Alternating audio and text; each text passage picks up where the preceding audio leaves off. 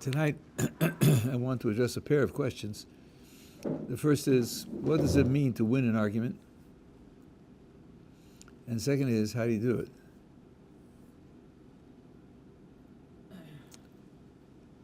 Of course, what it means to win an argument varies from person to person, depends on what you're trying to achieve. I have a suggestion, kind of mental exercise. Not only for arguments, whenever you're going into a personal interaction, really you could apply this to all of life, but whenever you're going to interaction with another person, try to picture what it's going to be like afterwards. And walk away, what would you like to have accomplished at that moment? When you walk away, what would you like your position to be? What kind of condition would you like to be in? What kind of condition would the other person be in? In other words, what is it you're trying to achieve? The outcome. Yeah, but for every person, the outcomes will be different. I mean, for yourself. Instead of picturing the dynamics of the interaction and this idea and that argument and that question and that answer and that expression, don't think in terms of the process. Think in terms of the product. When you walk away, what would you like to be the situation that you leave behind?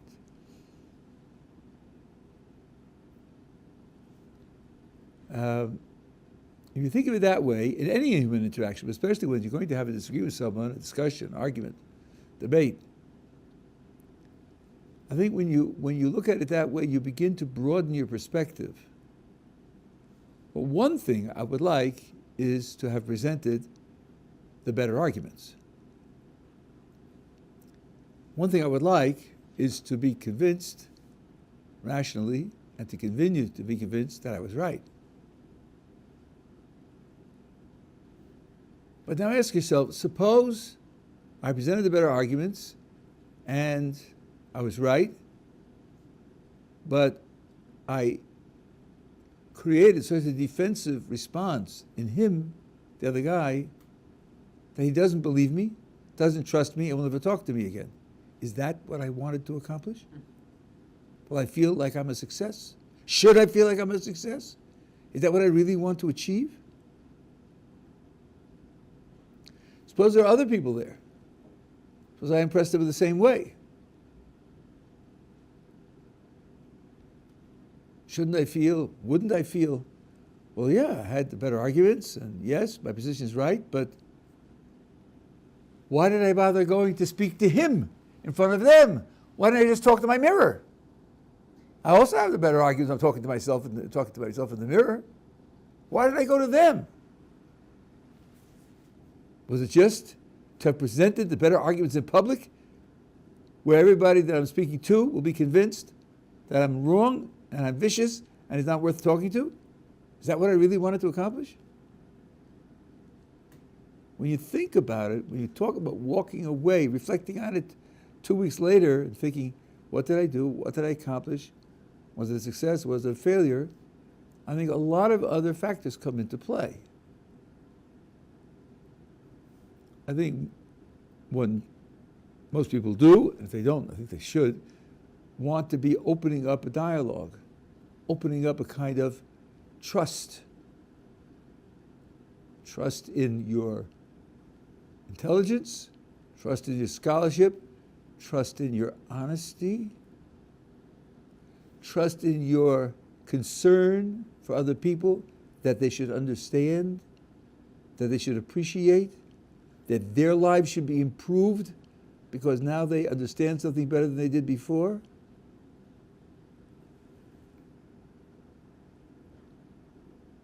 That they have more trust in you and people like you to discuss issues like this. And if those are part of your goals, then defining success is going to be more complex and the responsibility is going to be greater and it's going to require a variety of strategies. So what I'd like to do tonight is to open up both questions and to start the discussion of each of them and give pointers on each of them. It's not meant to be exhaustive, is hopefully an effort to raise awareness about the questions that have to be considered, and to mention some strategies, and then to leave it to you to continue the investigation. Ask other people. You get more information. You may get better information than I'm giving you. By all means, you should spread the discussion around. I think it's important for us to have this conversation, because especially in argument, it's very emotional, and it elicits all sorts of reactions, some defensive and some combative, and control issues arise, and at least to know where you're going, what you're trying to achieve, and to have some strategies in hand, I think would be useful. So let me start with the simple side first, the idea of presenting the best case for the side that you are defending. Well, first of all, you should invest in knowing the material well, having references ready, and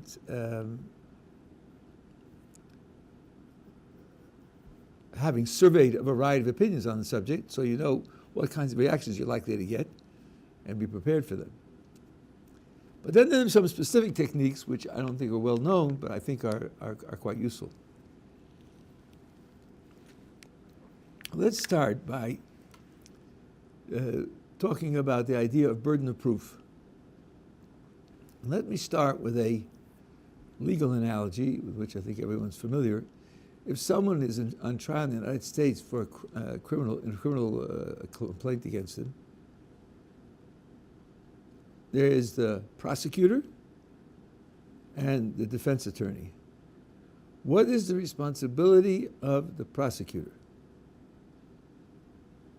It is to show beyond a reasonable doubt that the defendant is guilty. What is the responsibility of the defense? Careful. What is the responsibility of the defense? It is to show that there's a reasonable doubt. The responsibility of the defense is not to show that he's innocent, not at all. If the defense is successful, the onlooker, the observer, will say, well, I don't know if he's guilty or not. But I know this, the prosecutor failed to make his case. I'm not sure about the history of this, but I think it's reflected in the fact that when you have a jury trial, there are only two verdicts the jury can give. One is guilty and the other is not guilty. Innocent isn't an option. They don't declare him innocent.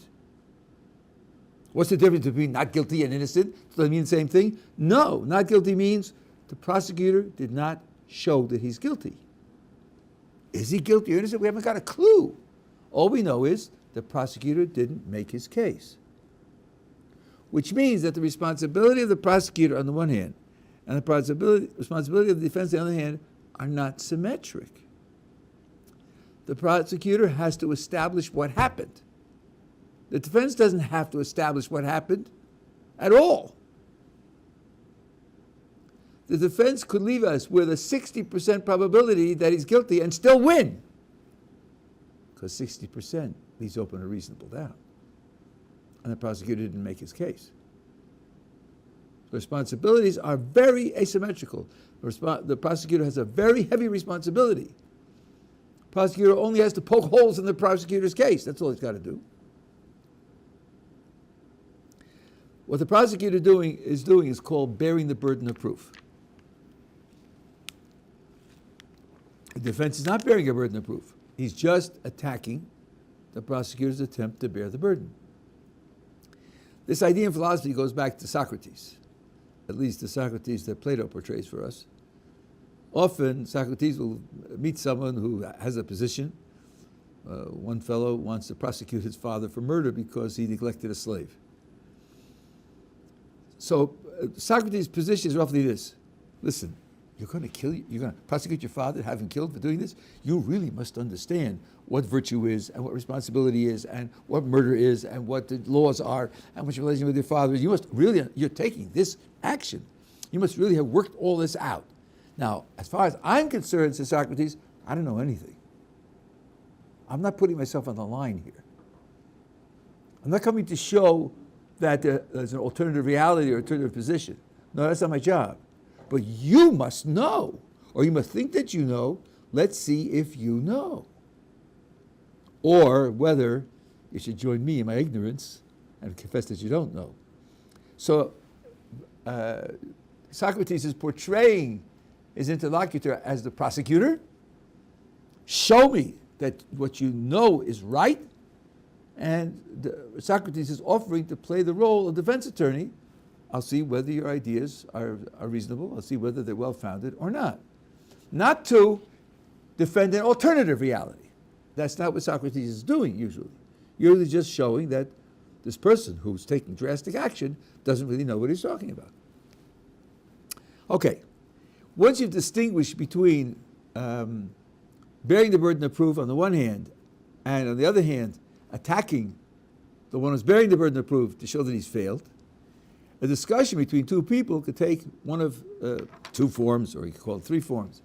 You could say to A, you bear the burden of proof, and B will attack you. Or you could say to B, you bear the burden of proof, and A will attack you, which is really the same thing. Or they could both bear the burden of proof simultaneously, each one trying to prove his side is correct. Those are the possibilities. I strongly recommend that you don't opt for the third. Because when both sides are trying to bear the burden of proof to show that what they're saying is right, there's a mixture of points that they are presenting of two different types of significance. Part of the time, A is trying to show that he's right, and part of the time he's trying to show that B's reasons for believing that what B believes are not good reasons. So part of the time he's bearing his own burden of proof, and part of the time he's attacking the other person's burden of proof. That lends confusion to what is the point what is the impact of the point that he's making at the moment. And I will give examples where this gets confused, where a person is trying to bear the burden of proof, and then he's getting in trouble, and it looks like he's not going to make it. So what he does is he attacks the other guy, and then says, well, since you have failed, I win and I'm right. And of course, that's not logical. Bearing the burden of proof is one thing, and poking holes in the other guy's burden of proof is a different thing. And if you succeed in poking holes in his burden of proof, that doesn't show you're right. It just shows that, what, that he's wrong? No, it doesn't show that he's wrong either. It shows that he has failed to support his position. He still might be right. He just shows that he's failed to support his position. So I recommend not doing it that way. Try to agree with your interlocutor, discussing proposition Q. A thinks it's true, B thinks it's false, and to take turns.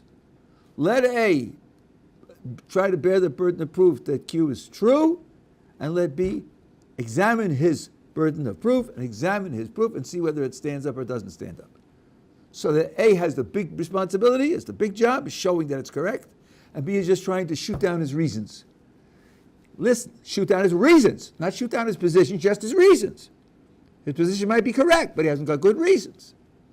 Now, if A withstands B's attack, then it's over. A has produced an argument, and it withstood the critique of B. It's a good argument, and it should lead to the conclusion that Q is true. That should be the end of the discussion. If B's attack is successful, I'm saying over and over again because people get this wrong desperately. If B's attack is successful, what is the status of the discussion now? What do we know? We don't know anything about Q. It still might be true. A just didn't defend it successfully. Or it might be false. What we know is that A failed to defend his position that Q is true. Now, the discussion continues. Okay, let B try to show that it's false. Now switch roles. B bears the burden of proof to show that it's false, and A attacks his reasons. If B succeeds in showing that it's false, that's the end of the discussion. They should both accept that it's false. if A succeeds in attacking B's reasons that it's false, what then is the conclusion of the discussion? Both agree that neither knows what is correct, because both sets of reasons have been shot down, and what you're left now is with just ignorance. I suggest it be done in two sections, one after the other, and not to tolerate the idea of both sides bearing the burden of proof. And I'll show you how this works. I'll give you a couple of examples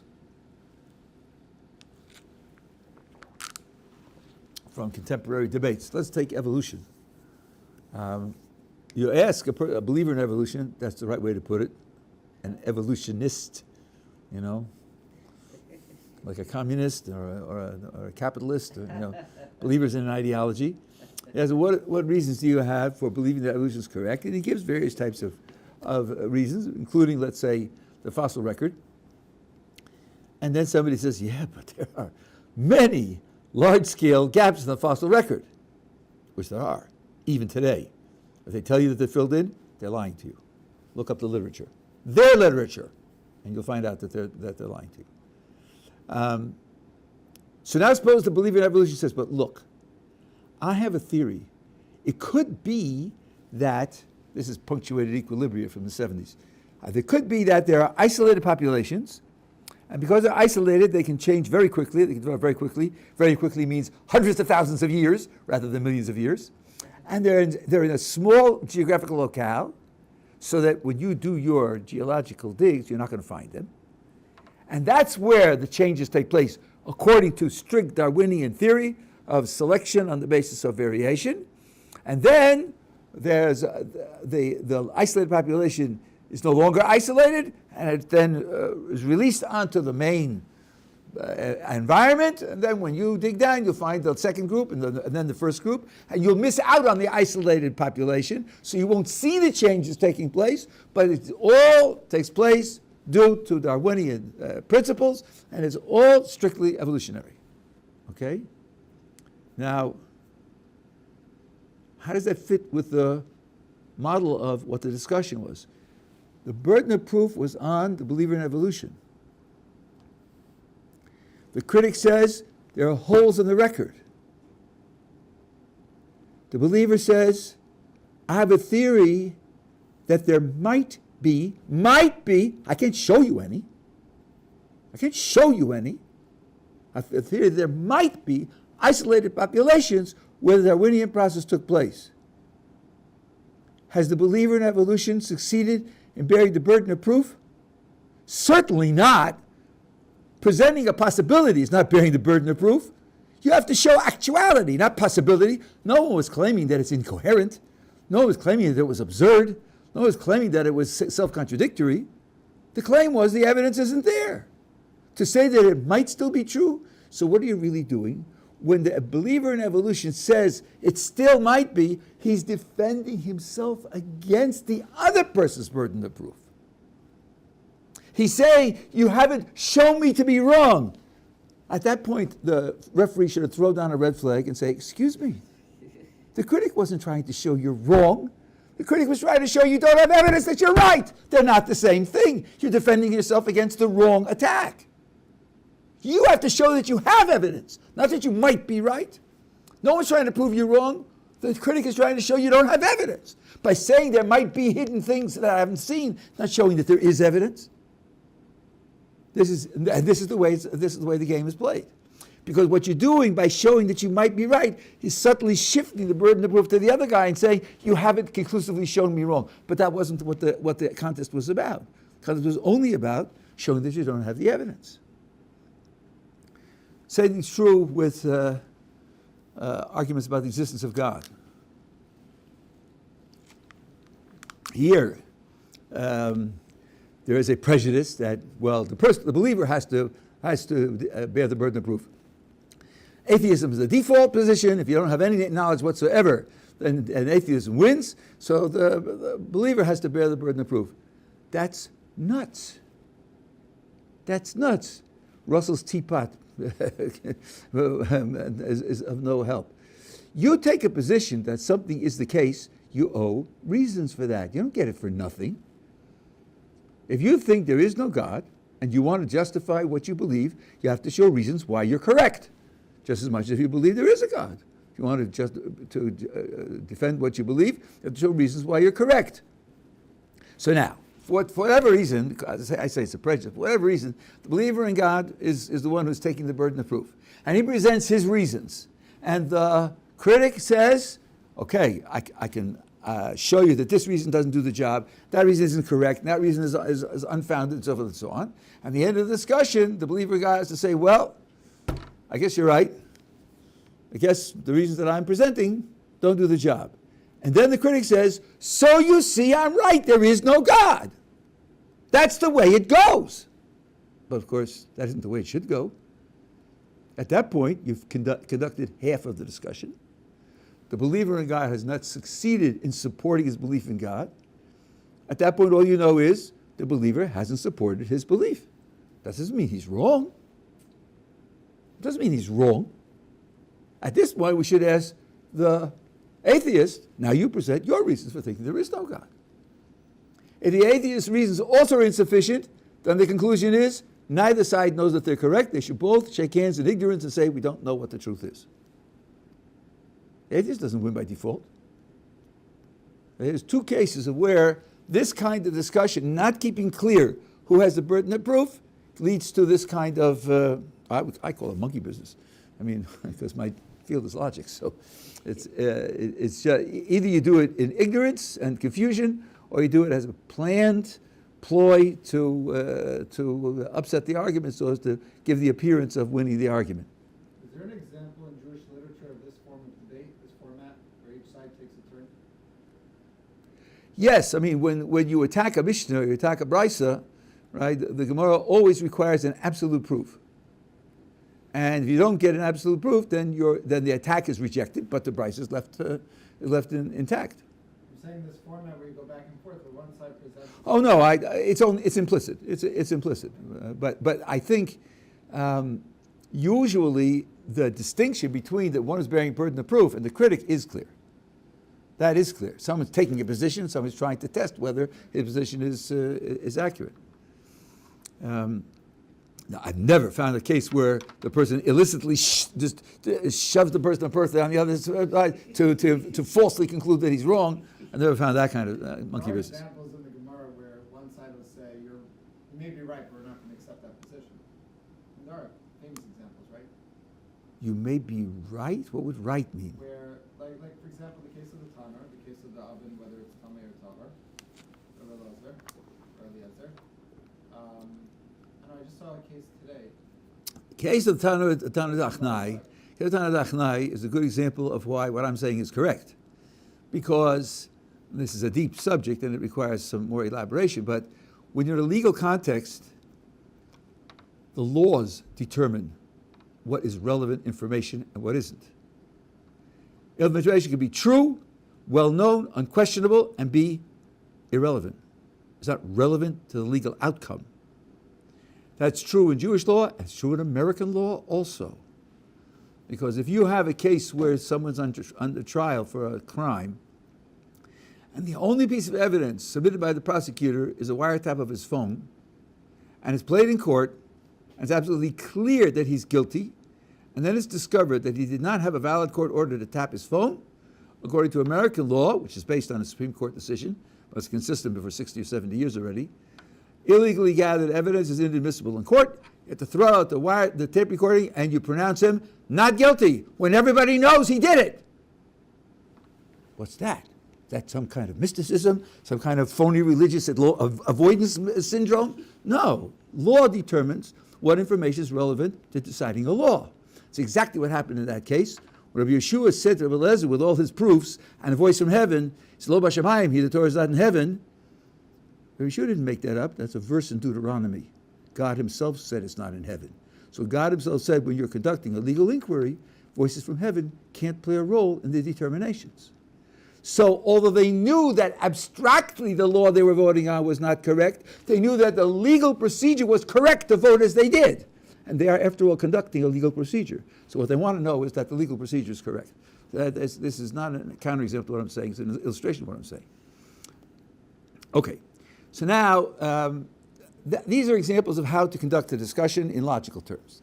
Now let's move to psychological and interpersonal terms.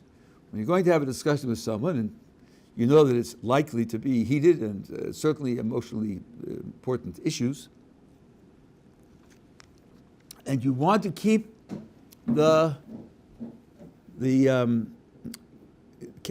channels of communication open, you want your words to be heard. Yeah, thank you very much. It's getting cold. You want your words to be heard without defensiveness, so that they'll be taken seriously, and they'll be taken without distorting prejudices. The first thing you do, I recommend, is that when a person takes a position, you look for any way you can agree to any part of it.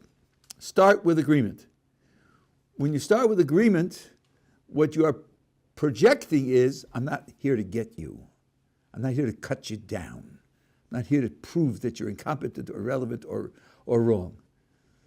I'm looking for places where we can agree. That gives much more credibility to the counter remark that you may make later. It's the exact opposite of writing a book review. I published in philosophy. The first thing you do in a book review is find something wrong with the book, anything. He spelled the author's name wrong. That's all, bang, he made a mistake. First convict him of some mistakes, then you know he's vulnerable, and then when you attack him on other things, you have better credibility that you really caught him on something substantive.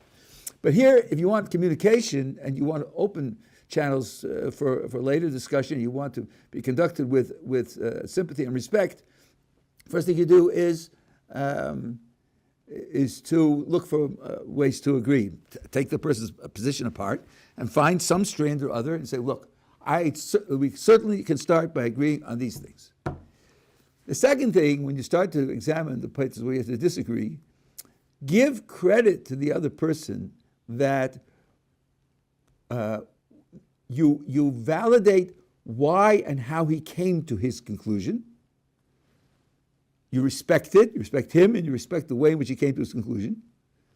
But, this is where you start, but you want equal validation and respect for the way you came to your conclusion. So one way you do this is you say, listen, I think I know where you're coming from. I know your education, I know your experience, and I see how that has led you to take the position you have taken. I hope you'll be able to appreciate that someone with a different education and someone with different experience could be led to a different conclusion. Which again means, I'm not attacking you, I'm not saying you're incompetent, I'm not saying you're evil. What I'm saying is, you've thought the thing through, you're trying to be honest, you're trying to arrive at a conclusion, and you have used the information and experience available to you in a reasonable way, but there are other things, other pieces of information, other types of experience, which could lead someone to a different condition. Now, if the person might not accept that, he might not, but it would put him in an odd position, especially if this is in public. What? The other person thinks he knows everything on the subject? He's had all relevant experience on the subject? He can't imagine someone with other information and other experience which leads to a different conclusion? That's a pretty strong position to take. A pretty, I would say, overly self-confident position to take, especially if he isn't all of 75, but he's 19. Shouldn't he be aware that there might be some other perspective and want to learn about it so that he can enrich his perspective or enrich his armory with things that he can refute because he'll clearly overcome them or whatever it is? I once met a fellow who was 45 years old. He was raised in a religious home, and he left it when he was 19. And I started to talk to him and said, listen, I've been there, I've done that, I've studied it, I was in yeshiva, I know these things. So, you can. I said, Let me ask you a question. I have a 19-year-old cousin who's a sophomore in college, and he has theories on economics. You're in business. Maybe you should talk to him. Are you kidding? 19-year-old sophomore in college? I have a master's degree from Wharton. I've been in business for 30 years. I'm a millionaire. Why should I talk to a 19-year-old? What's he going to teach me? So I said to him, you're right. You're absolutely right. So why are you living your life at 45 on the basis of your 19-year-old conclusions? You're still listening to your 19-year-old self. You haven't picked up a Jewish book in 35 years. Don't you know there are people with PhDs in every secular subject who believe in the tradition? They aren't arguing on a 19-year-old level. Aren't you aware of that? Don't you think it's even worthy at the age of 45 to open the issue again and not be listening to your 19-year-old self? So if a person says, I'm not willing to give you equal respect, not even to start the discussion with equal respect, he's putting himself in logically an untenable position. You don't have to be brutally aggressive in addressing him, but you can gently point out that, you haven't even got an undergraduate degree yet. You're probably going to go for a graduate degree. Don't you think you learned some new stuff during those years? Don't you think maybe? I would ask also a person like that, when's the last time you changed your mind? He's 19. I remember telling my when I was 6. But since then, my 6-year-old understanding has survived every test up to 19. Boy, there's something really seriously wrong there, isn't there? And if you've been changing your mind consistently, as you should have been up until 19, don't you think by your 21 you'll have changed your mind a few more times? So asking for equal openness and equal initial respect, I think is something which is hopefully usually a reasonably safe thing to do. It's certainly a reasonable thing to ask for. Then what you proceed with to say is, look, you have your position based on your information, your experience. I want to sketch to you an alternative which I think would be equally valid. Equally valid. I mean, I'm not trying to show that he's wrong. I'm just trying to say that he doesn't have a monopoly on the ways to look at things. And I'll give you an example for this. Some people, when they attack Judaism, there are 2 ways to respond to them, 2 different ways. One is to show that there's something wrong with their logic so that their attack is an incompetent attack. That's one way to do it, a direct response. And the other is to say, you're basing your attack on a certain assumption, and I see that given your assumption, your attack is legitimate. But I want you to know that for where we are coming, we start with a different assumption. And since we're starting with a different assumption, from our point of view, with our assumption, our position is also legitimate. And you should be able to see that. You should be able to see that if you looked at through our eyes with our assumption, then indeed our position is equally. And then at least there's equal ground. Now I'll give you an example. There's a halacha, people don't want to talk about this because they find it difficult to handle, that if a non-Jew is in danger of dying on Shabbos, the only way you can save his life is to violate Shabbos, you don't do that. That really sounds horrible. How could you do that? How could you possibly let a person die just because he's not Jewish? For a Jew, you would violate Shabbos to save his life, and for a non-Jew, you wouldn't violate Shabbos to save his life. That's just in-group, out-group. That's 2 tiers of humanity, with all the kind of political and anthropological and psychological trappings that they can think up. Now, I heard this from Rabbi Yaakov Rosenberg, he's one of the founders of Ohr Somayach, and he presented the argument this way.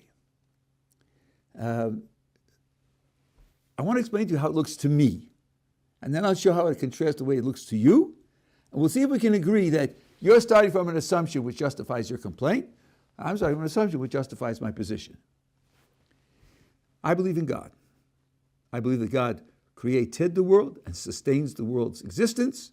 And in particular, human beings are alive because God is giving life moment by moment. From my point of view, that a person dies, almost always, I'm leaving out human intervention, which is a separate subject, it requires a lot of discussion, but if a person dies without human intervention, it's because God has decided that that's the end of his life. God is giving life, he gives it, and then at a certain point he stops giving it because it's his decision that the person shouldn't continue to live. I don't know of anybody who has any moral complaints to God for doing that. God's not regarded as a murderer because he stops giving life that he created. Okay, now, let's imagine the scene. The Jew is standing by a lake, there's a lake, and a non-Jew is in the middle of the lake in a boat. The boat turns over and capsizes, and the non-Jew drowns in isolation. So from my point of view, with God running the world, I say, well, he died. God, who gives life, decided that at this point he's not giving any more life. Should be the end of his life. Okay, now take that scenario, the scenario where he drowns in isolation, and now just change it a little bit. He's in the lake with the boat. Standing on the side of the lake is a Jew. The boat capsizes. The non-Jew falls into the water. He's drowning. And God says to the Jew, don't save him. So what's happening? Isn't God deciding that should be the end of the non-Jew's life? In the one case, it's isolation. In the other case, the Jew is there, and God said, don't save him. The same God who creates the world and gives life has decided that this non-Jew's life should be over. He could have arranged that he'd be capsized where a non-Jew is standing there and save him. He could have arranged that. We're talking about God. So if you have no complaints against God, the morality of Judaism, when the non-Jew drowns, when no one is there, there should be no moral complaints against Judaism and against God if the Jew is standing there and God told the Jew not to save him. I think that that's the way it looks from my point of view. Now I say to the critic, you don't share my assumption. You start with the idea there's no God, the world has no purpose, the world has no direction, things happen randomly, and you think of a human life as a precious thing, which we agree to, and you see no justification for standing by and allowing the human life to be lost. I agree with you. I agree that if I started from your assumption that there's no God and no divine providence and so forth and so on, I would agree with you that standing by and letting someone drown, Jew or non-Jew, would be a terrible crime. But I think that you should agree with me that if you adopted my point of view, that there is a God, there is divine providence, then the Jew standing there and letting him die is not a crime. It's not a moral complaint. So where do we disagree? We really disagree on the main premise. I start with the premise there's a creator and sustainer of the universe and divine providence, and you start with the premise that there isn't. Now tell me, can you show me that my premise is wrong? Can you show me my premise is a mistake? Can you show me that I don't have adequate reason to believe in my premise? If you can't, then you ought to give equal respect to my point of view. Equal respect. You don't have to give up your point of view, but I don't have to give up mine either. And I don't have to cave into your critique, because your critique simply starts from the assumption that my basic principle is wrong. That's the second stage. The first stage was to agree. The second stage was to say, I understand where you're coming from and credit where you're coming from. And the third stage is to say, there's another point of view, and it has equal purchase on correctness and validity. If you can get that far, you've opened up a great deal. You've opened up a great deal in terms of opening up lines of discussion and lines of communication. Now, there are other ways to respond to someone's critique. I hinted to this before. I want to introduce this now and show you the difference between them and how they work together. That's basically the material I wanted to cover. This way, what I'm saying to the person is that I can only respond to you by speaking from the inside, by saying that given my assumptions, my conclusions follow, as opposed to you. In your case, given your assumptions, your conclusions follow. Sometimes when the person makes a claim, then his assertions are simply demonstrably incorrect in his terms, or in the terms that he credits. Not that I have to speak from the inside, I can speak against his position on the outside. I lived through, there's the nature-nurture debate, which about every 15 years switches sides. The truth is nobody understands really in any detail whatsoever the way human beings develop.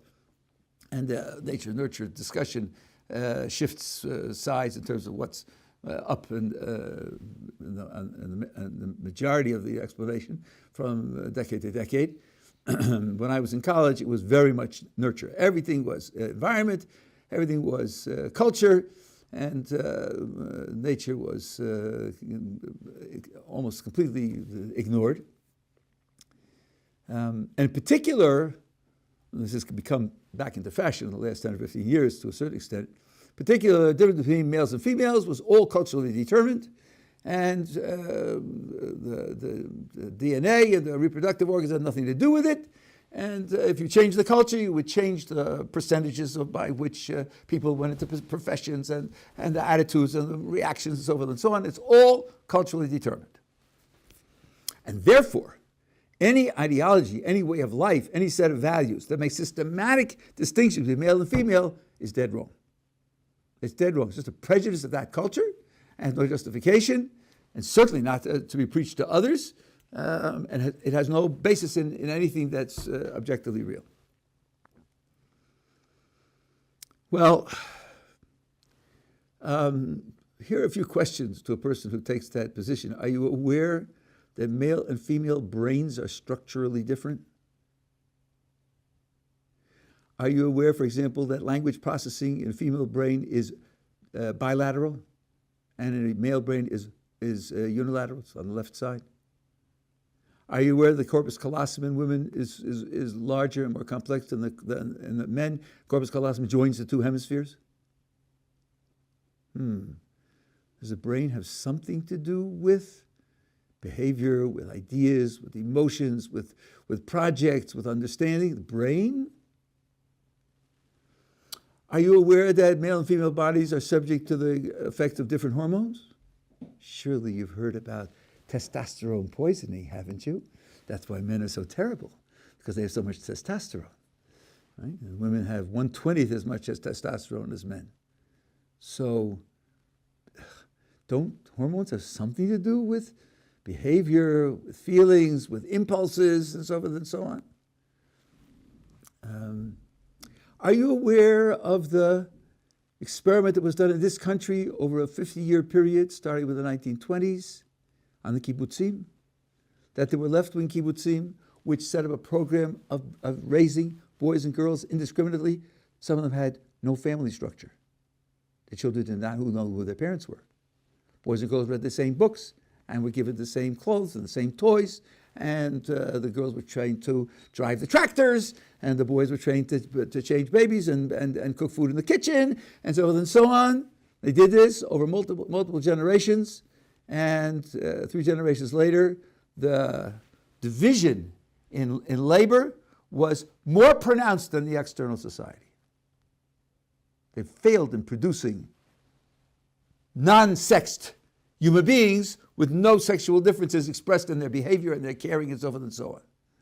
One woman who was interviewed by a sociologist named Lionel Tiger, don't know what his parents had in mind, said, listen, the problem with women's role in the outside world is that women's work is not valued, it's not respected. On the kibbutz, every role is respected. The kibbutz economist and the kibbutz bus driver are both respected for what they do. If I'm going to be respected for what I do, why shouldn't I do what I like to do? You men seem to feel when you're out in the fields and you come back with aching muscles and full of sweat, that does something for you. Congratulations, I'm happy for you. It doesn't do anything for me. I see children growing, I see children developing, I contribute to their development, that does something for me. Why shouldn't I do what does something for me if I'm going to be respected for what I do? Are you aware, I would say to such a person now, I wouldn't have that in the Scandinavian countries, which have, in terms of the official culture, the most non-discriminatory culture in terms of male and female, the most uniform culture to the male and female, that the division in labor is higher than in other countries, not lower, but higher. They have all the freedom to choose any positions they want in terms of their work, and it's more lateralized, not less. If culture is what does it, then a non-sexed culture should produce a non-sexed population, and it's just not doing that. It's doing the opposite. Now, do you really think that culture is everything? Do you really think that nature is zero? Really? in the face of all this evidence? Now, I wouldn't say that this evidence, here's what I said before, I wouldn't say this evidence proves the importance of nature. What I would say is there's certainly no convincing evidence that it's all culture. You could say the brain developed that way because of the culture. You could say that, but you have no evidence for that. You have no evidence for that. By the way, the division of labor across all known cultures is the same. The idea of cultural relativity was all the rage when I was in school, Margaret Mead and Company and all the rest of them. And the late 80s and 90s, it turned around, and they talk about cultural universals. Steven Pinker has one of his books, quotation from a guy named Williams, where you have 4 pages, double-columned list of features that are cultural universals throughout the world and throughout history. So it's becoming harder and harder to at least say we know that it's all culture. So why are you saying it then? If you don't have the evidence, and there is counter-evidence, or it seems to be counter-evidence, though further research may show that it's not really, but certainly the field of evidence you have today doesn't prove your point, then you really shouldn't be so sure you're right. Really, you shouldn't. So now, this way, this type of response is, I'm using his materials, his sources, his logic to show him that his position can't be supported. So now, in sometimes, in certain types of discussions, both are available. There's what I would call the lidvarecha in Hebrew. I'm speaking to your position in your terms, versus like saving someone's life on Shabbos, where I'm speaking to you for my terms to show you that my position is equally viable, because I start from an assumption, you start from an assumption, and you haven't got the ability to decide which assumption is correct. Now, I think a full presentation of the position you want to get across requires both. Because if all you do is what I did with respect to saving a person's life on Shabbos, is simply say, you have your assumption, I have my assumption works for me, your assumption works for you, it's free for the other person to say, I hear that, but boy, oh boy, I'm not buying that. I don't want to be part of that. You know, you go off and live with the Zulus, you know. You're just a different culture, and I have no interest whatsoever in paying attention to your culture. But if you give an answer like you do with respect to the cultural determination of sexual differences, now he can't say that, because his own position in his own terms isn't supportable. But of course, if you only do that, then all you get out of it is he's in trouble, but there's no alternative. And that's why I think it's important to do both. When this issue allows both to be done, then it's important to do both. Now the question will be, in what order should you do both? I don't have any magic rule for this. My instinct, and I mean, from my secular background also, my instinct is to first show him that his position can't be supported, that if he's an honest person at all, should open up his mind. Wow, I was sure this was right. And now I see that I was. So now, to explore alternatives. By the way, this happened to me. I was, of course, a liberal when I went to college. You couldn't be respected if you weren't a liberal. And I met someone who now was the Boston Rabbi of Yerushalayim. I guess I was 20 at the time, and he was like 13 or 14. And I was talking this cultural influence and development, which would mean that Jews and non-Jews aren't different in any systematic way, and so on and so on. And he simply said to me, why do you say culture does that? What evidence do you have that that's what culture does? So I thought, evidence. Gee, the people who told me this never talked about evidence, never talked about studies, counter studies, critique of studies, and so forth and so on, comparative statistics. They never talked about that. They took it as obvious. If you brought up in Shanghai, wouldn't you speak Chinese? So therefore, that's why you behave like a man. It's all cultural. Really? That's the basis? That was the beginning of my exploration. Wow. These are supposed to be the scholars, the researchers, the ones who are smart and know the world. And they're selling me a position without adequate evidence? That forced me to open my mind to thinking of alternatives. So hopefully that's experience you can create for the person by showing him that in his own terms. Furthermore, you establish certain credential. You show him that you understand his position. You know where he's coming from. You know the sources that he's dealing with. So in future discussions, he knows that if he comes to you and wants to ask you a question about things that bother him, you'll be someone who will understand him. You'll be someone who can talk to him in the terms that he needs to hear things in. That's a very important element of establishing communication. So these are some steps. Now, the last thing I want to say, and then we can talk for a little bit. Very often, people, especially Baalei Teshuva, seem to feel that they have the responsibility to conquer the world and to convert the world and so forth and so on. They take it very personally. I think that's very, very dangerous. First of all, not well trained enough. And second of all, sometimes the most valuable thing you can do is say, I don't have an answer, but I know who does. There's this website, there's this rabbi that you can call, there's this one you can write an email to. Introduce the person to a world beyond yourself. Don't you be the hero. But point out the fact that today the resources are gigantic. People who are willing to give answers to questions. And as I said, people coming from every expertise. One of my teachers, one of my best friends, has a PhD from MIT in mathematics. Another has a PhD in nuclear physical chemistry from MIT. He's my chavrusa. Other people, professors of philosophy, whom I shared with. I had a professor of philosophy who I taught Johns Hopkins. We had chavrusa together. We were both from. We were learning Jewish subjects together. We published papers together too. I mean, there are people in every academic walk of life who are adherents to the tradition, and they can talk to you in whatever subject and whatever level you want. So I think that's important to invite and introduce the person to also. Questions?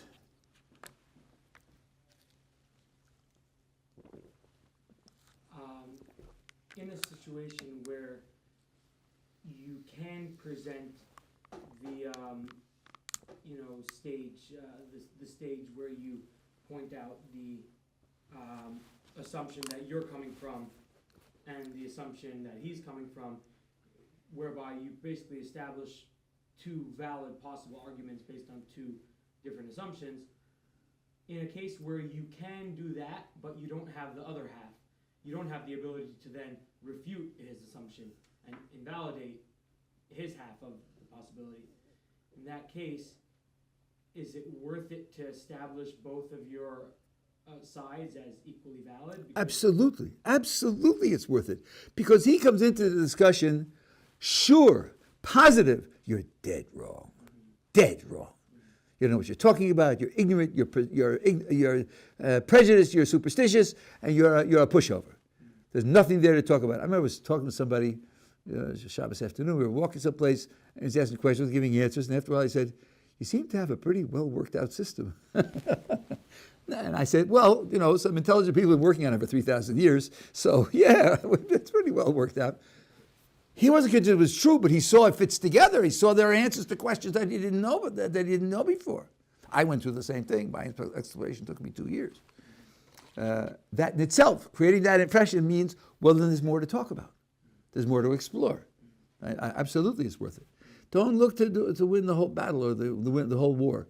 Any step forward is worthwhile doing. Just try to do it in such a way that you maintain a good, respectful relationship with the other person.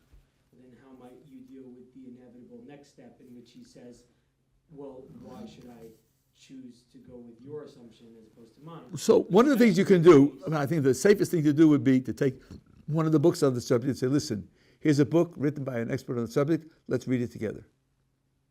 Let's read it together, talk about it with one another, or correspond, or Zoom, whatever it is, and say, let's read it together and see what we get out of it. Instead of trying to do it on your own resources. You made that decision of which ones to choose. Well, that may depend upon the other person's interests and capabilities and time constraints. Quite a number of such books, yeah. When it comes to arguments that this is going from more academic, it would seem from peer to peer, somebody with a different kind of viewpoint. When it goes from that to, let's say as an example, a marriage, even if you have a right position, do you think it's better in the overall scheme, obviously with shalom bias, that you back down or seek to diffuse? How would you handle these kinds of disagreements? It's very, very complicated in marriage. I think that's right.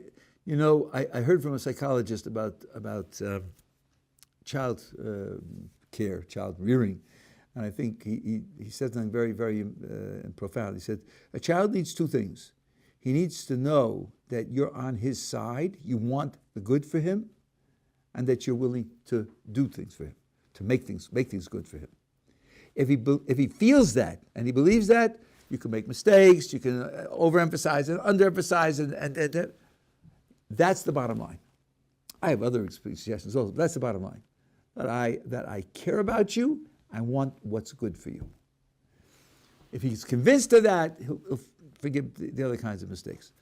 If he isn't convinced of that, you're in very, very difficult, dangerous waters.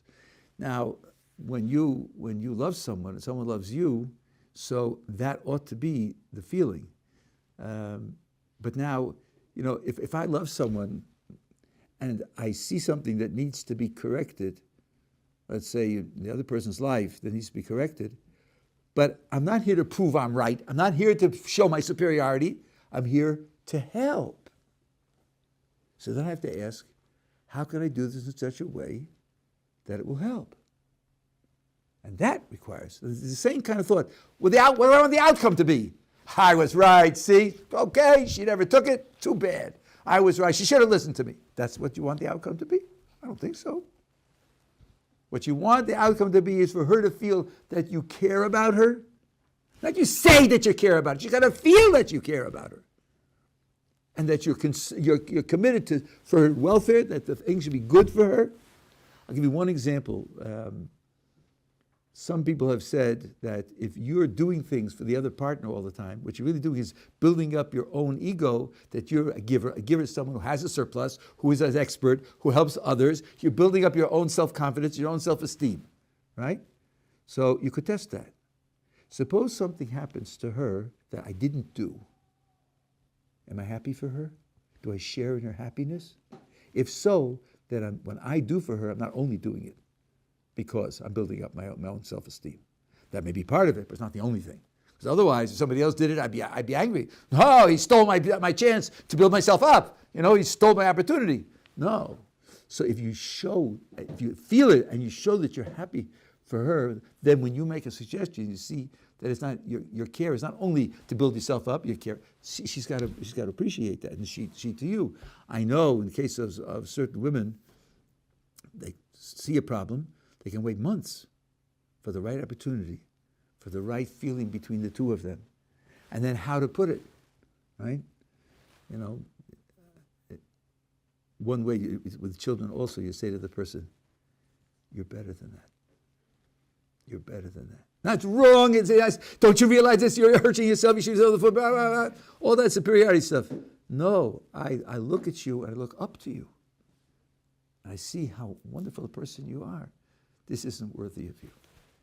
You know, that kind of thinking and there are a lot of books that have suggestions of this kind of thing. But the first thing is to want it, to believe it, to feel it. And then if you do that, there's a lot of material out there. Yeah, last question. I guess just going back to where you're in if the situation is where you'll only be able to present two possibly at least equal ways to look at it, but your way, like for example in the case of not saving someone on Shabbos, choosing to go with one of the equally valid options would lead to what looks like a bad outcome. So the obvious question will be, well, why would you choose to accept that assumption which leads you not to save the person, as opposed to choose the equally valid assumption which leads to tangibly you will save a life? Why would you choose the one that makes you not save the life if they're both equally possible arguments? Well, I didn't say they're equally possible. I didn't say that. All I said was, when you come to me with your critique, you can't show that my position is wrong. So if you can't show that it's wrong, then you shouldn't simply say that you're right and what I'm doing is cool. If we agreed that it's a toss-up, 50-50, and there was no way to decide between them, then maybe that would have a purchase. That's called the Minimax Principle. You minimize the maximum possible loss, which is one of the decision principles in decision theory. There are other decision principles, and then you could argue them out. But no one's giving that. All it's saying is that you can't convict me of simply doing something that's immoral, right? Now, is he asking that you both agree on the premise, and No. I understand. No, of course not. We're not agreeing on premises at all. All we're agreeing on is, if I held your premise, I would derive your conclusion, and he's agreeing that if he held my premise, he would derive my conclusion. That's all. That's the kind of equal respect as the first step, right? Not convincing. He's not convicting me in his mind that I'm making some logical mistake or some moral mistake or have some prejudices involved. No, my position is a consistent, reasonable position. Now he's saying, if you stood outside both of them and said, well, there are two principles here, and from my point of view, it's 50-50, so it's a toss-up, right? And therefore, why shouldn't I choose the one which leads to the least bad outcome? But then, of course, the question will be, how do you define bad? You're not standing outside with a neutral sense of bad. Each system has its own definition of bad.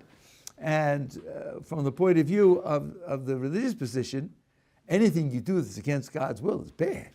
Right? So how bad is it? What units shall you use? Compare from system to system and say this was 16 units bad, that one's 42 units bad? It's going to be a hard sell to make. So I hear where you're coming from, but I don't think it applies in this kind of a case. Okay.